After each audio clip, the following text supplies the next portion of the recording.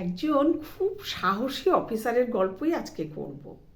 মানে পাঁচিলের উপরে উঠে দুজনে দিয়েছে লাফ, আর এক হাঁটু গোবর তার মধ্যে গেছে পা ঢুকে। তো এই গল্পটাই আজকে করব বন্ধুদের কাছে। কি হয়েছে, দুজন অফিসার ডিউটি করছিলেন। তো ডিউটি করতে করতে হঠাৎ দেখলেন দূর থেকে একটা খুব শব্দ, অনেক শব্দ আসছে। তো বন্ধুরা বুঝতেই পারা যাচ্ছে কিসের শব্দ।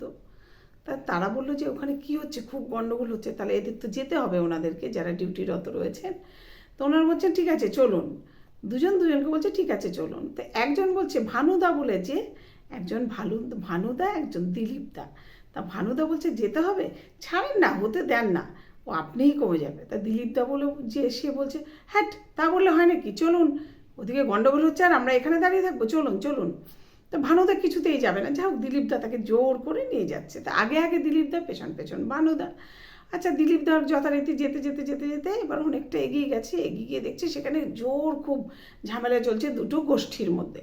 তো দিলীপদা সেখানে যথারীতি তার কাছে চলে গেছে আর কি। কাছে গিয়ে যখন পেছন দিকে সে তাকিয়েছে, তাকিয়ে দেখছে ভানুদা নেই। দিলীপদা তখন বলছে কি, ভানুদা কোথায় গেল? তো ভানুদা ভানুদা করে সে ডাকছে, না ভানুদা কোথাও নেই। সে তখন যেখান থেকে তারা যেখানে দাঁড়িয়ে ডিউটিটা করছিল সেদিকটা আবার আসছে দিলীপদা, আর ভাবছে যে কী হলো, পেছন থেকে তাহলে ভানুদাকে কেউ কিছু করলো না তো।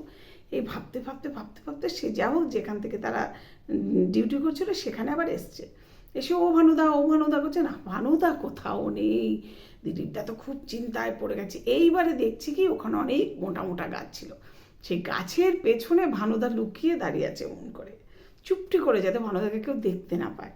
তখন সেই দিলীপদা গিয়ে ভানুদাকে, আরে ভানুদা আপনি এখানে এইভাবে দাঁড়িয়ে আছেন, হ্যাঁ আর আমি ওখানে চলে গেছি, আপনি জানেন কী ব্যাপার? তখন ভানুদা বলছে, আরে বললাম না আপনাকে ওখানে যাওয়ার দরকার নেই, ওখানে অত গণ্ডগোল হচ্ছে, আমরা গিয়ে কী করবো? তো বলছে তা আপনি যাবেন না, তাহলে ডিউটিটা কী করছেন আপনি? বলছে না না আমি যাবো না, আমার খুব ভয় করছে, বুঝলেন? হচ্ছে ভয় যখন করছে তাহলে আপনি এই ডিপার্টমেন্টে চাকরি নিয়েছেন কেন? হ্যাঁ ঘরে বসে থাকতেন, এই ডিপার্টমেন্টে চাকরি নিলেও ভয় করলে হয় না।